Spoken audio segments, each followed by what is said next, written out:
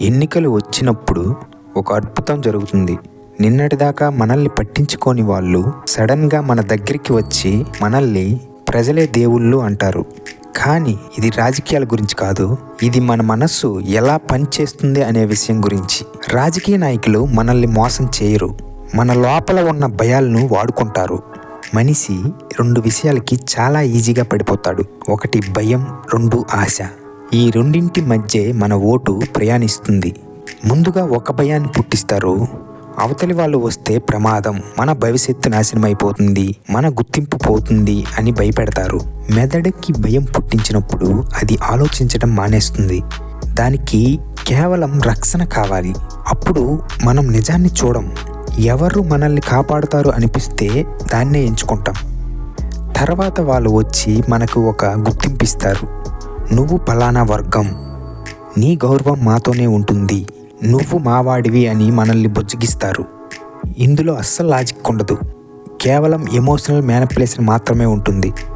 మనిషికి తనకంటూ ఒక సొంత గుర్తింపు లేనప్పుడు ఎవరో ఒకరు వచ్చి నువ్వు ఇది అని చెబితే అది నిజం అని నమ్మేస్తాడు. అప్పుడు నాయకుడు ఒక దేవుడిలా కనిపిస్తాడు. నిజానికి జీవితం చాలా కష్టమైంది, చాలా కాంప్లికేటెడ్. కానీ ఈ రాజకీయ నాయకులు వచ్చి చాలా సింపుల్గా చెప్తారు, ఒక్కటే కారణం, ఒక్కడే శత్రువు, ఒక్కటే పరిష్కారం అని. మన మెదడికి కష్టమైన విషయాల కంటే సింపుల్ కథలంటే చాలా ఇష్టం. అందుకే మనం నిజాన్ని వెతకం, వాళ్ళు చెప్పే సులభమైన కథలనే నమ్మేస్తాం. ఇక్కడే అసలు ప్రశ్న మొదలవుతుంది. మనం ఒక నాయకుడికి ఓటు వేస్తామా, లేక మన లోపల ఉన్న భయాలకు ఓటు వేస్తున్నామా?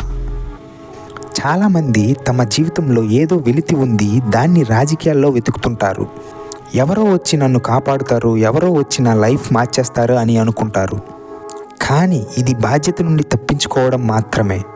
ఈ నాయకులు బలంగా ఉండటానికి కారణం వాళ్ళ తెలివితేటలు కాదు, మన నిరాశ, మన సోమరితనం. మనకు మనమే ప్రశ్నలు వేసుకోకపోతే ఎవరో ఒకరు వచ్చి మనకు అబద్ధపు సమాధానాలు అంటగడతారు. నిజమైన స్వేచ్ఛ అంటే ఎవరికి ఓటు వేయాలో నిర్ణయించుకోవడం కాదు, ఎందుకు ఓటు వేస్తున్నామో తెలుసుకోవడం. ముందు నీ లోపల భయం తగ్గినప్పుడు నీలో ఆలోచన మొదలవుతుంది. ఆలోచన ఉన్న చోటే ఈ మోసపు పప్పులు ఉడకవు. ఈ వీడియో రాజకీయాల మీద కాదు, నీ మీద, నీ ఆలోచన విధానం మీద.